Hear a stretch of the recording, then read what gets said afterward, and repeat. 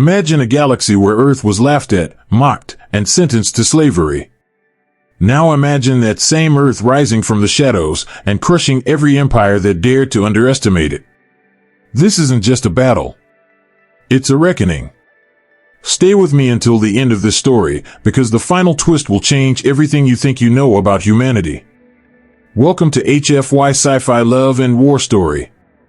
Before we dive into this epic journey, don't forget to hit that like button, leave a comment, and subscribe to the channel. Here's a question for you. If humanity were pushed to the edge, would we fight back harder than anyone could ever imagine? Type unbreakable spirit in the comments if you believe in the unstoppable will of humankind. Now, let's begin. The Great Hall of the Galactic Council stretched higher than any cathedral ever built by human hands. The walls, vast and shimmering like molten silver, reflected the colors of 1,000 alien flags, banners of ancient empires now gathered under a single, suffocating roof. The air was thick, not just with noise, but with an electric arrogance. Laughter rippled from every corner, layered atop each other in a chaotic symphony of pride, mockery, and the cold certainty of victory. Above me, suspended in the vast dome of the chamber, floated the holographic image of Earth. Our home.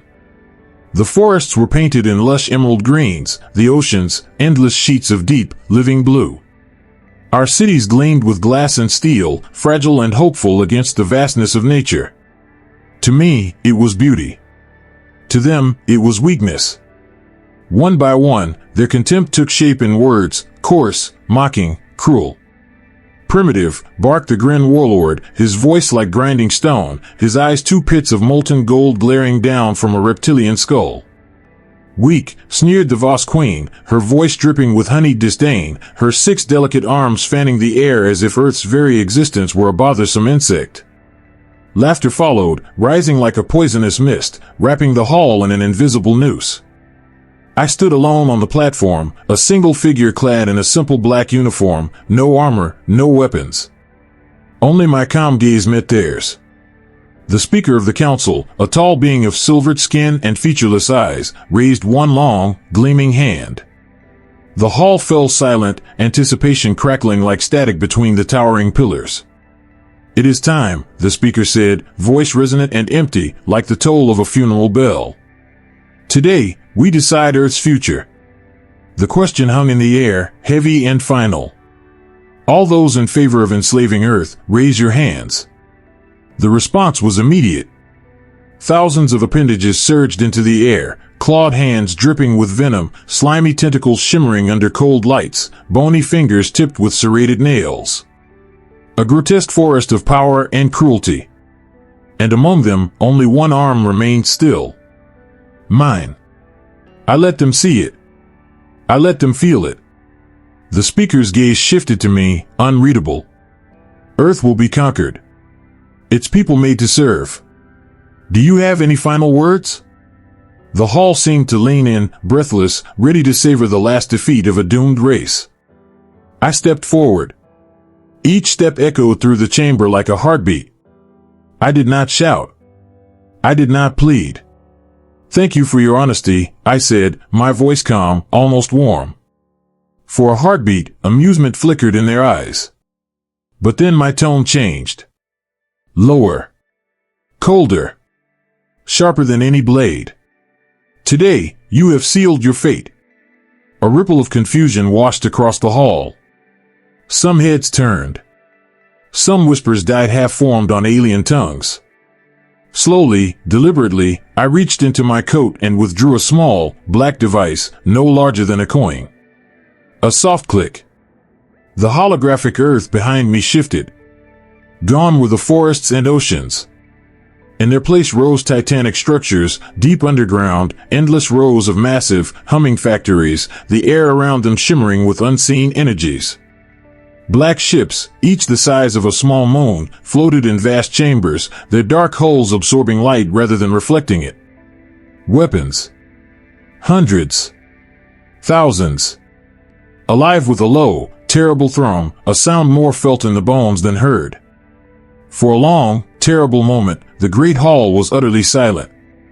Some representatives leaned forward, frowns etching into alien faces. Others sat frozen, breath caught in their lungs, as the full horror of what lay hidden beneath Earth's skin was revealed.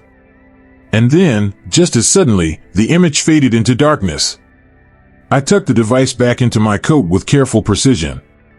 Gave a small, almost polite nod. "You chose this path," I said softly. "You will live with the consequences." Without another word, I turned and walked away, the hem of my uniform whispering across the marble floor. Behind me, the silence lingered. Heavy. Crushing. They had laughed. They had mocked. They had voted. But deep inside their cold alien hearts, a single, unmistakable seed had been planted. Fear. And somewhere, deep within the galaxy's most powerful rulers, that seed had already begun to grow. Because for them, it felt like the end. But for us, humanity, it was only the beginning. 10,000 warships tore across the stars, a river of darkness and light, banners trailing behind them like ribbons of conquest. Their hulls gleamed with cruel elegance, obsidian black, blood red, silver sharp, symbols of empires that had ruled unchallenged for millennia. They laughed as they came. Mockery echoed across open channels, their voices oily with certainty. "Earth will kneel," they jeered, the words slashing across space like knives. From the massive flagship at their center, a leviathan of shadow and flame, Admiral Zor sent his message. His voice, deep and cold, thundered across every human outpost, every listening ear. Surrender or be destroyed. Our answer was simple. A whisper against the storm. Come closer. And they did. Their fleets closed around Earth, a noose woven from arrogance. From orbit, the sky turned black with the sheer mass of them, layers upon layers of warships, so thick they eclipsed the sun, plunging parts of the planet into an early, false night. Their confidence bled into recklessness. They tightened the circle. They brought their guns to bear. They never saw the trap. The ground of Earth, long silent, began to tremble. Across deserts and mountains, oceans and cities, ancient mechanisms awoke with a deep, resonant hum, a sound that vibrated through the soil, the air, the bones of every living thing. Cracks spiderwebbed across barren plains. Seas boiled in isolated patches. Storm clouds formed unnaturally, spiraling like living things around unseen cores of energy. And then, without warning, the ground itself split open. From hidden vaults buried deep beneath the crust, black cannons emerged, vast structures of impossible design, their surfaces etched with shifting patterns that no human hand had carved. They rose slowly, deliberately, the air warping and cracking around them as they pierced the sky. Towers of pure light followed, their cores burning with a color beyond white, something sharper, almost painful to look at, as if reality itself protested their presence. They locked onto the alien ships, their targeting arrays silent and cold as death. There was no warning. No countdown. No ceremony. Only a single shot. A spear of light so bright it seared after images into the eyes of those who witnessed it lanced upward, silent, merciless. 5 warships, titans of the alien fleet, were erased in an instant. No explosion. No debris. They simply ceased to exist, turned to drifting particles too fine for any radar to catch. For one breathless moment, the vast armada hesitated. And then panic spread like wildfire. Orders screamed across channels in a dozen languages. Shields flared into life, barriers crackled, weapons charged. Lasers, missiles, plasma cannons, a storm of fire and fury descended upon Earth. But it was no use. Our new shields, vast invisible fields pulsing just above the atmosphere, absorbed the attack like stones vanishing into a deep, silent ocean. The alien weapons left no marks, no scars. Their finest technology meant nothing. And then Earth's second wave rose. From oceans and hidden valleys, from rifts carved deep into mountains and jungles, the black ships ascended. They moved with eerie grace, silent save for the low, subsonic thrumming that made the very air around them shiver. The Resolute led the charge. Its hull drank the starlight, bending it into shadow. Alien targeting systems scrambled to lock on, and failed. Their weapons could not see us. Their computers could not predict us. The Resolute slid through their formations like a phantom, and when it struck, it did so with devastating beauty. A wave of energy rippled outward, invisible to the eye but deadly to every ship it touched. Systems shorted. Hulls fractured from within. Engines sputtered and died. Within minutes, dozens more enemy vessels drifted helplessly, carcasses of metal and pride. We didn't fight the way they expected. We didn't engage in glorious battles of strength. We hunted. We picked them off, one by one, like wolves circling a panicked herd. Their tight formations became chaotic.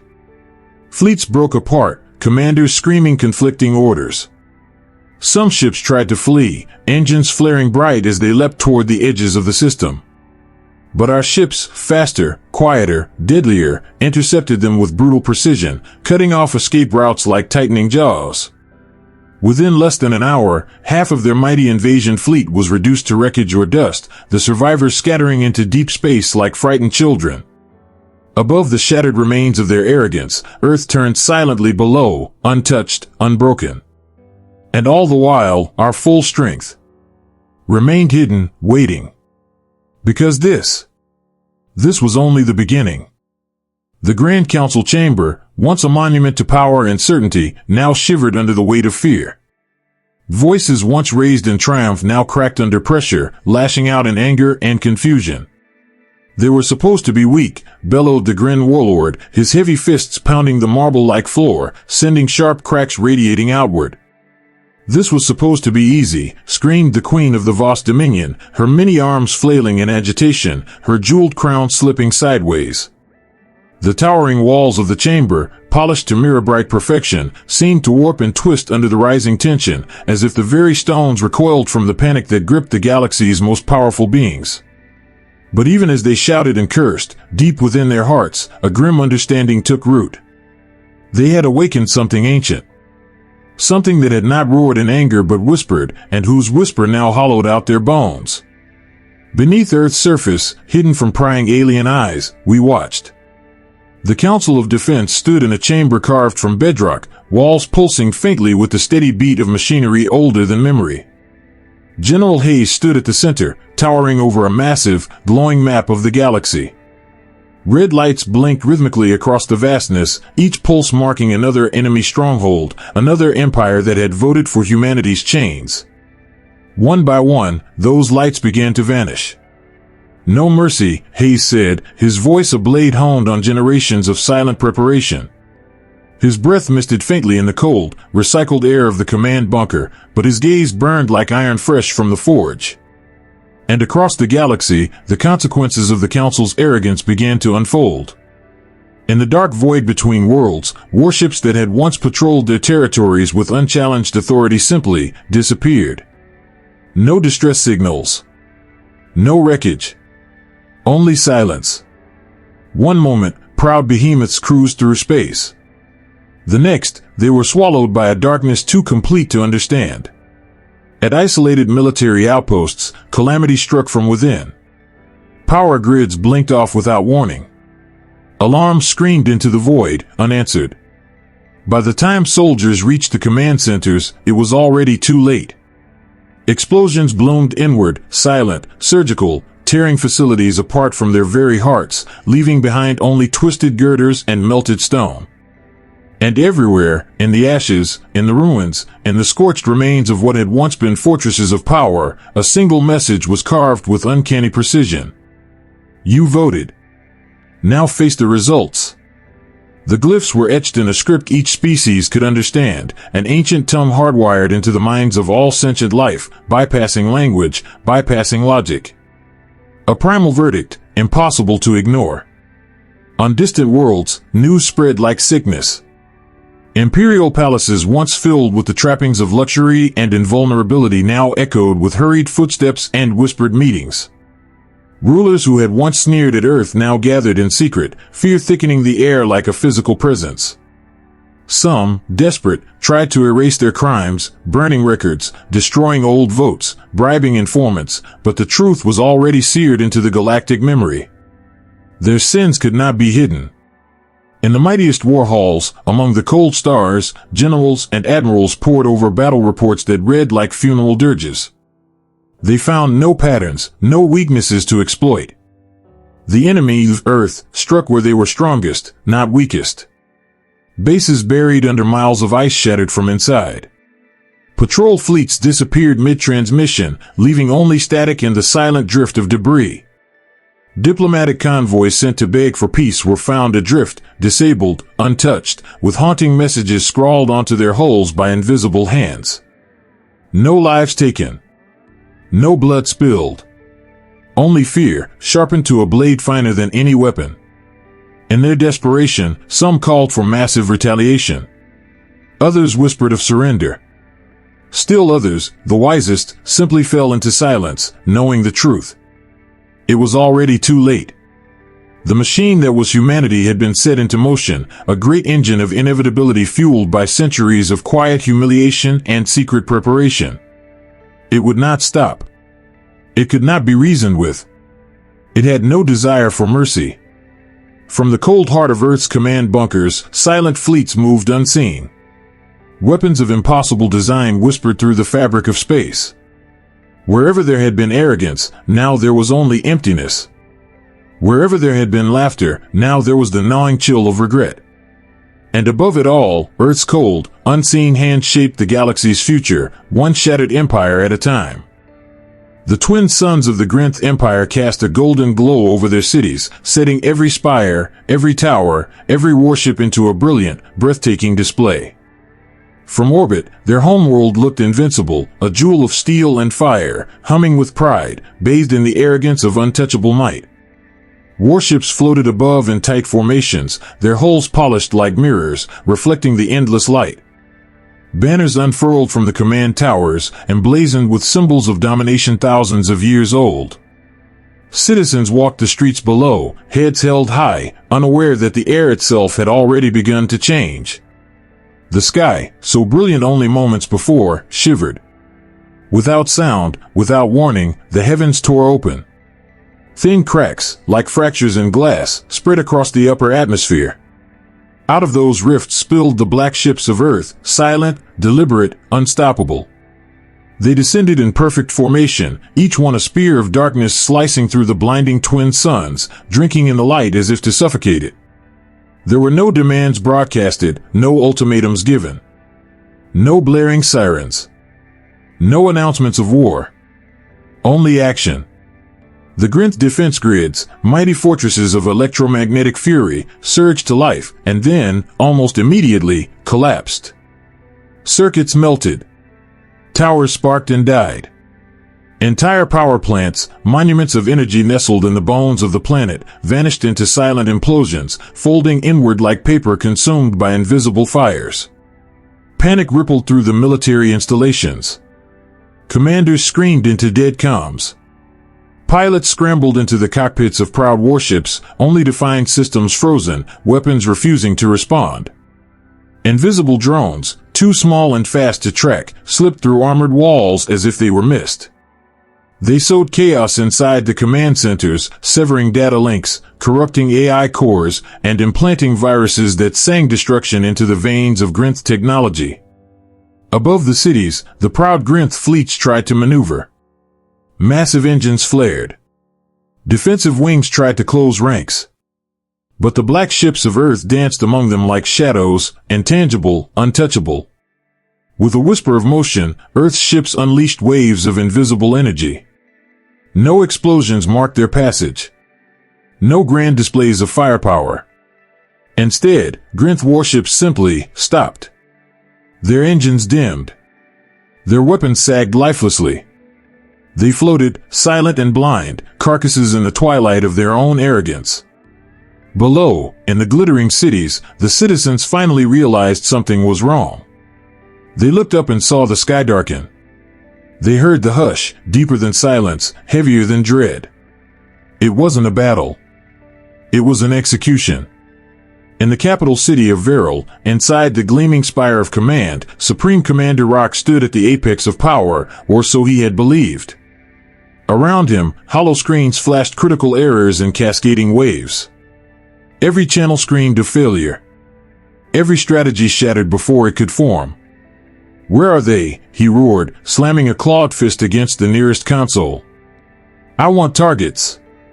I want ships firing." But the screen showed only chaos, distant fires blooming in the upper districts, power grids flickering and dying, soldiers falling without a visible enemy to fight. And above it all, the slow, steady descent of Earth's ships, like carrion birds circling a fallen beast. One by one, defense posts went dark. One by one, the pulse of Grinth military pride flickered out. 3 hours. That was all it took. 3 hours to unravel an empire that had ruled unchallenged for thousands of years. Inside the spire, Supreme Commander Rock sank to his knees, the cold of the marble floor biting into his bones. His uniform, once a symbol of fear and control, now hung heavy on his trembling frame. He stared up at the screens, the broken images, the fading maps, the final collapse, and in a voice choked with disbelief and horror, he whispered, "This wasn't war, this was punishment." Outside, under the bleeding light of the twin suns, the black ships of Earth moved into formation. No celebration. No cries of victory. Only the quiet, cold certainty of judgment. The silent storm had passed. And nothing in the galaxy would ever be the same. The news spread across the galaxy with a speed that no technology could match. It traveled by fear, by panicked whispers carried in the halls of empires and in the static-laced breaths of intercepted transmissions. The mighty Grinth had fallen. Their cities, once towers of unbreakable pride, were now hollowed skeletons under foreign banners. And if the Grinth could fall, who was safe? The reaction from the empires was immediate and desperate. Fleets that had once stood proudly against the void now raced toward Earth bearing tributes, ships heavy with treasures pulled from the cores of dying stars, technology so rare they had been myths only weeks before. Some even sent their greatest scientists, their most cherished artworks, their living gods, all bundled together in offerings meant to buy forgiveness.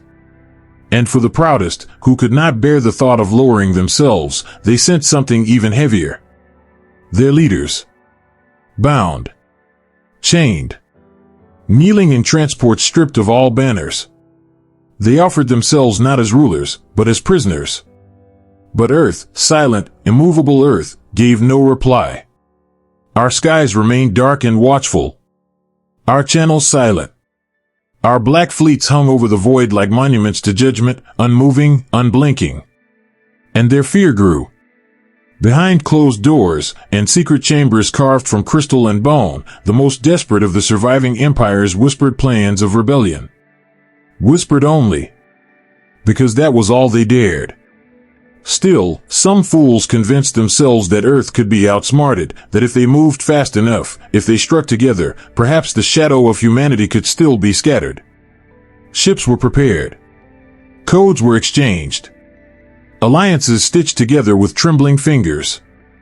And yet, before the first engines warmed, before the first encrypted orders could leave the war rooms, the strikes came. Earth's hands moved through the galaxy unseen. Strike teams, small and merciless, flowed into their worlds like mist. There were no grand battles, no glorious last stands. Targets vanished in the dead of night. Commanders found their war plans erased, their fleets disarmed before they had even lifted from the ground. Sometimes, a single word would appear scrawled across a shattered council chamber wall.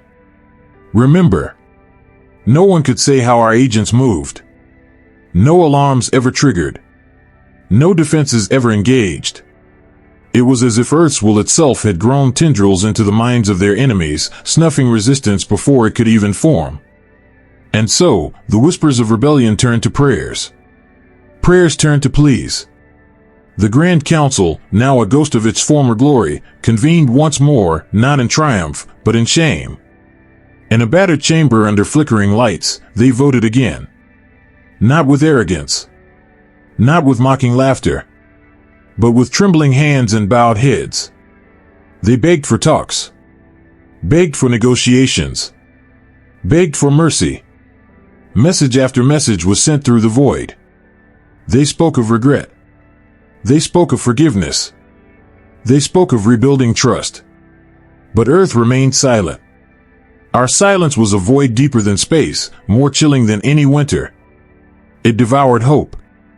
In every empire, in every court, the same realization began to harden. Earth was no longer seeking negotiation. Earth was delivering justice. True justice. Cold. Silent. Inevitable. Some leaders could not bear the silence. They descended into madness, clawing at walls, raving that the humans had become something else, something not of flesh, something eternal and patient. Others tried to flee, sending convoys into the uncharted voids beyond the known galaxy. But even in the darkness between stars, Earth's shadow found them. Engines stalled. Ships drifted dead in the abyss, their beacons blinking a soft, final farewell. No rescue ever came. On worlds once vibrant with life, the cities fell into uneasy slumber. Markets closed. Schools emptied. Military parades turned to deserted streets. Entire civilizations seemed to hold their breath, waiting for a judgment they knew they had earned but could no longer avoid. Above them, in orbits too distant for their telescopes to pierce, Earth's black fleets waited, patient as stone, certain as the slow turning of doom. They had gambled with Earth's soul. Now they waited, helpless, to see what the reckoning would bring. Because the message had been written, not in words, but in the smoking ruins of the proud. Humanity had come. And humanity would not be denied. The final wave descended without fanfare, without warning, a silent tide blotting out the light of 1,000 suns. Across the council worlds, night fell at noon. The skies, once brilliant with stars and twin moons, became a solid wall of darkness. Thousands of black ships, vast as mountains, sleek as predators, drifted into orbit, eclipsing hope itself. No engines roared. No banners unfurled. No warnings flashed across communication arrays. They simply arrived, silent and implacable, as inevitable as the closing of a tomb. On the surface, terror took root instantly. Power grids, long considered invincible, flickered once and died. Entire cities plunged into darkness, their neon spires reduced to cold silhouettes against the vast black sky. Hospitals, fortresses, data hubs, all rendered useless, stripped of energy, abandoned by their own heartbeat. Weapons designed over centuries, with technologies pulled from the edges of black holes and the hearts of neutron stars, sputtered impotently. Cannons refused to fire. Shield generators hummed once and then collapsed into silence.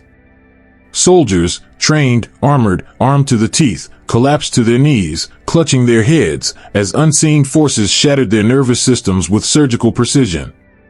Some screamed. Most simply fell, as if their strings had been cut by an invisible hand. There was no enemy to fire upon. No targets to lock onto.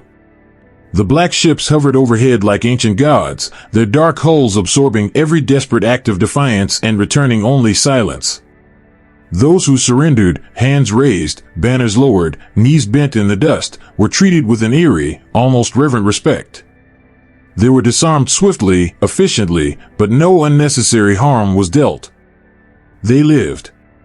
But those who resisted. Resistance was met with precision, not rage. Buildings collapsed inward, swallowing militants before they could raise weapons. Attack squadrons blinked out of existence before their engines could ignite. Entire battalions found themselves encased in shimmering fields of stasis, frozen in mid-battle, their fates sealed without a single human foot ever touching the ground.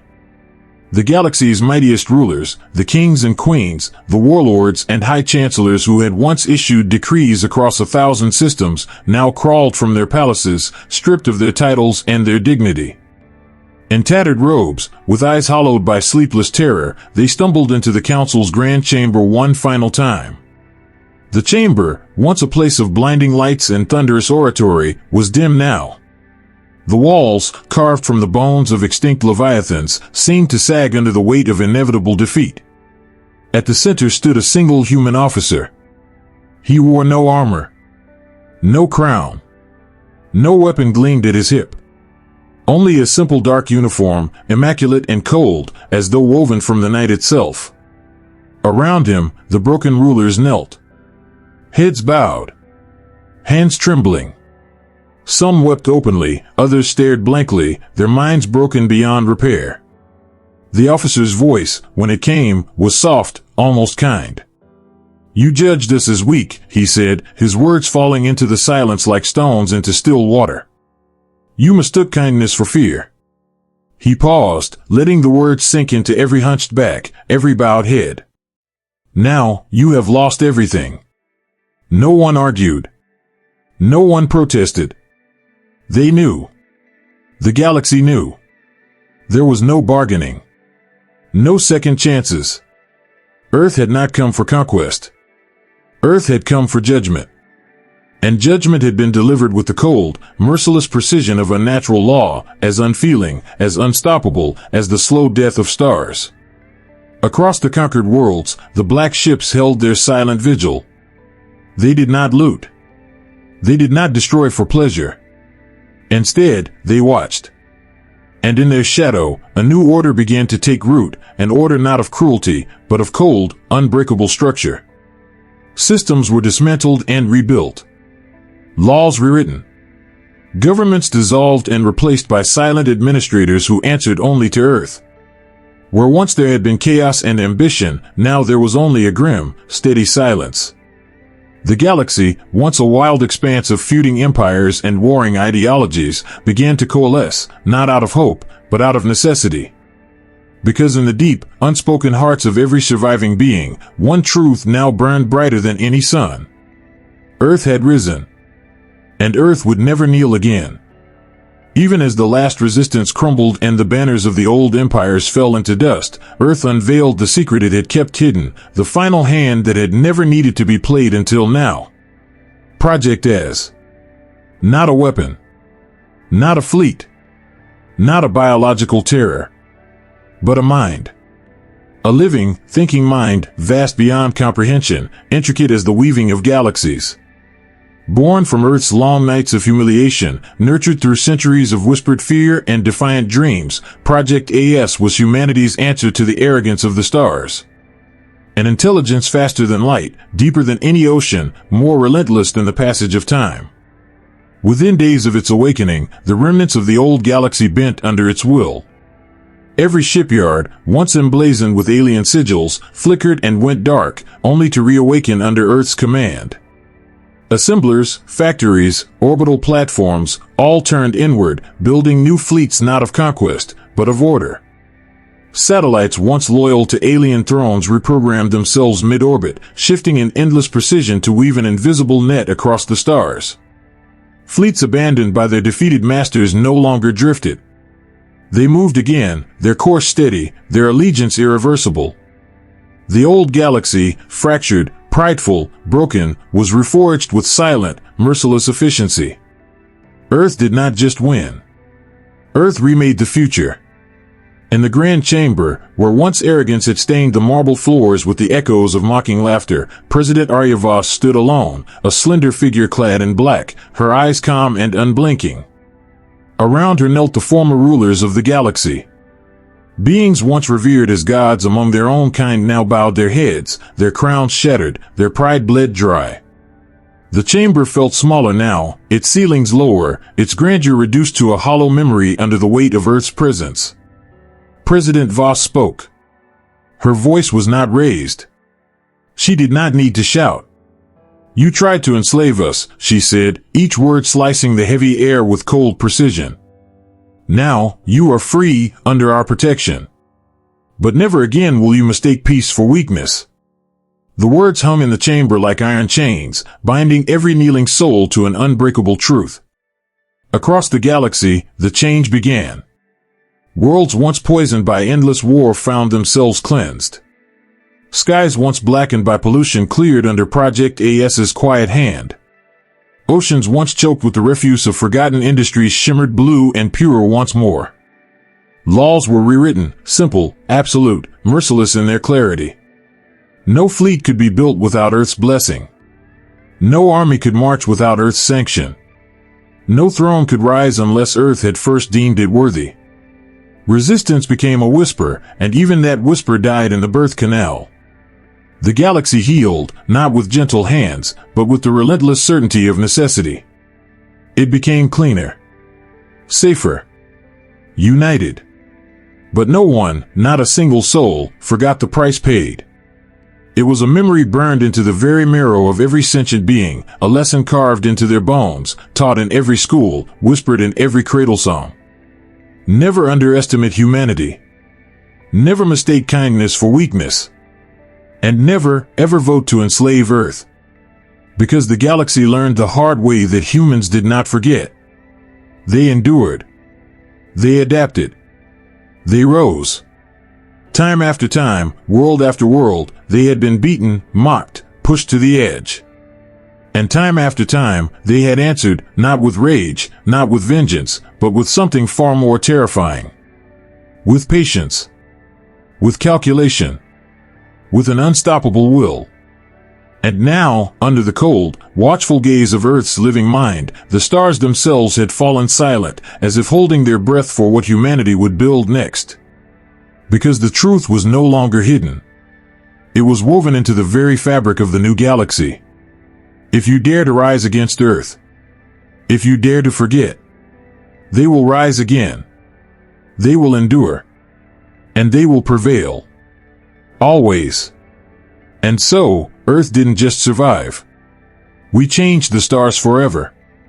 From the ruins of pride and arrogance, a new order was born, built not on cruelty, but on unbreakable spirit and cold justice. But tell me, if you lived in a galaxy ruled by Earth, would you feel safer or more afraid? Let me know your thoughts in the comments below. If you loved this story and want to hear more tales where humanity rises against impossible odds, make sure you like this video, subscribe to HFY Sci-Fi Love and War Story, and turn on notifications.